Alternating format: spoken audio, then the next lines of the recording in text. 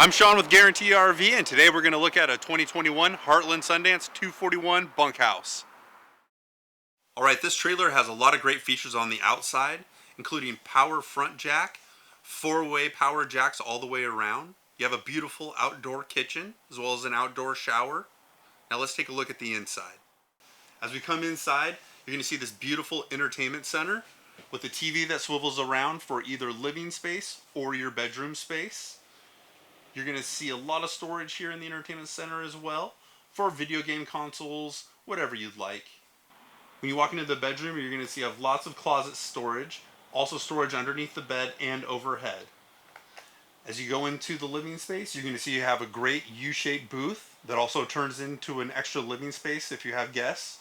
As you walk into the corner, you're going to see you have lots of storage here for canned goods, plates, whatever you'd like.